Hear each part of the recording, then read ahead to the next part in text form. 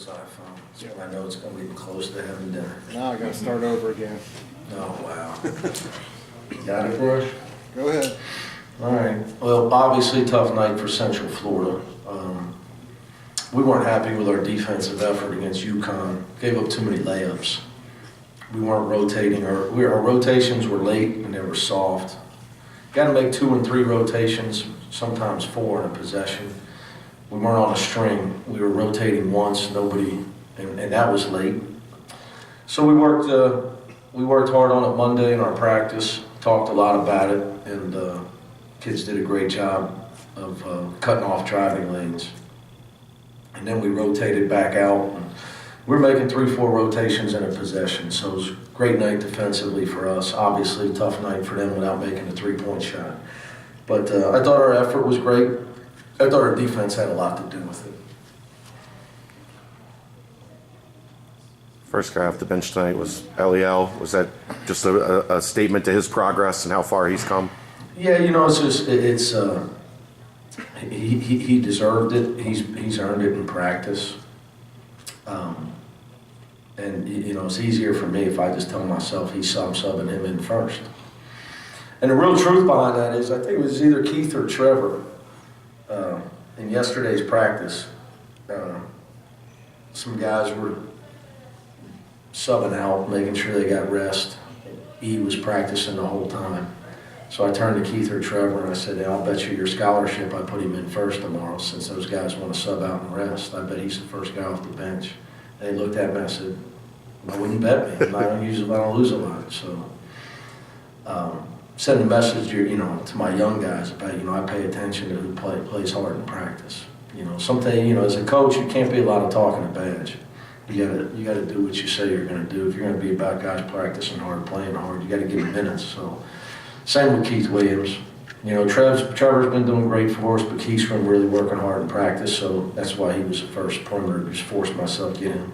And I thought again, Keith, we weren't making shots early, but they both got 4 offensive rebounds. This is wrong. Keith had 2 offensive rebounds in the first half, and he had 2. So I thought those guys gave us great energy early in the game. Coach, it seemed like every player had their moments or times in the game where they took it over on your team. Has that been a theme throughout the year? Try to be. You know, I think whenever you can win by 37 and Jacob Evans only gets 3 points, you know, it shows you the depth of your team and how much you have different guys can help you make plays for you. You know, Jaron Cumberland's evolving as from a scorer to a real playmaker. As far as a guy that can score, he can assist, he can rebound, you know. So he's got 9 points on 6 shots. He only gets 6 shots tonight, but he has 6 rebounds and 4 assists. He should have had 8 or 9 assists. Guys can make a couple of layups and some wide open shots. He got people, but the development of the guys that have not started for us is the key to our future. The key to our last 7 games and our postseason run. I've been saying that all year, and I still believe that. They didn't have the 7-6 guy, obviously. Yeah. You guys still shot a lot of 3-pointers. Is that because of the... Yeah, their defensive scheme, they're a no-paint team. As you see, they draw the charge as well as everybody, or anybody. So you're gonna lend to a lot of open shots.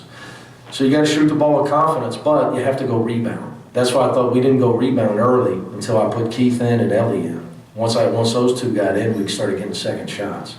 You know, we used to play Syracuse in the Big East, and the key against Syracuse is second and third shots.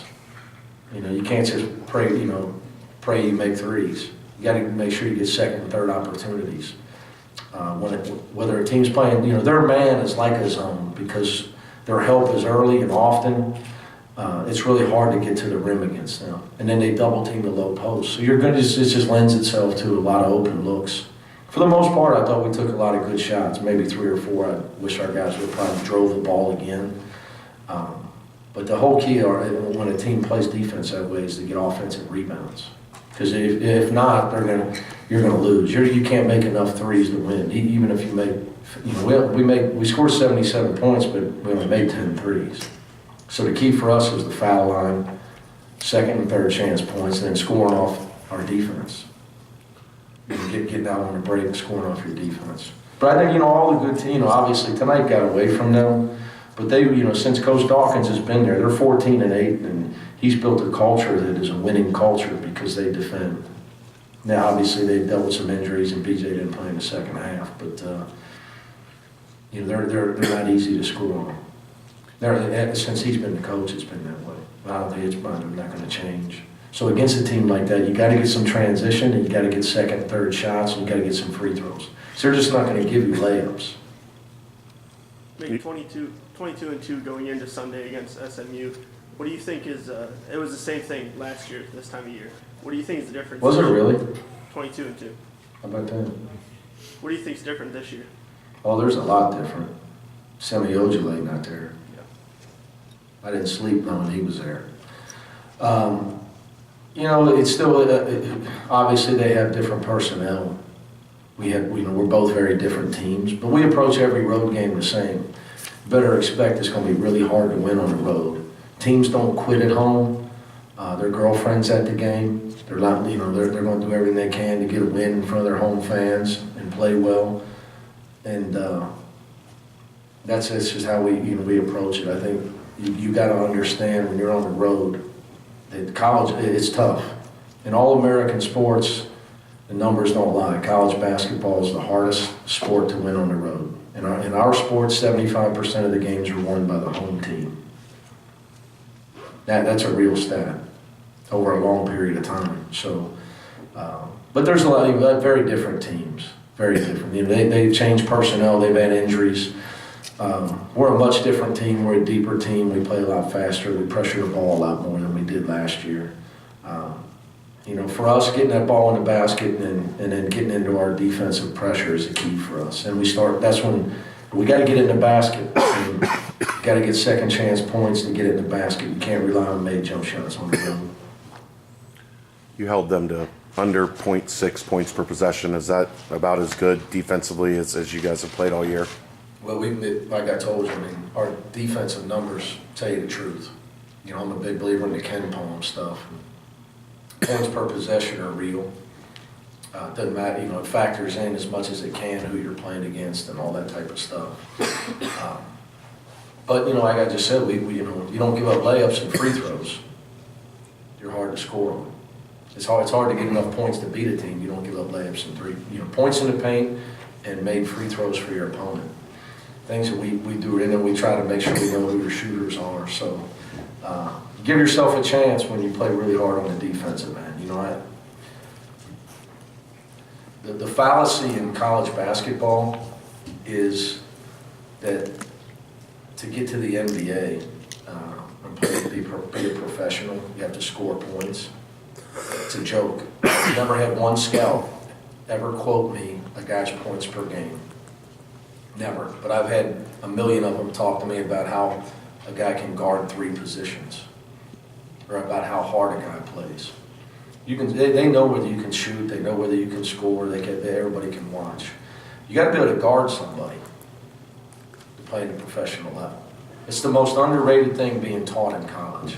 You can get to the pros, but if you can't guard anybody, they can't put you in the game. They can't maybe on a team that goes 20-62. That's why they're 20-62.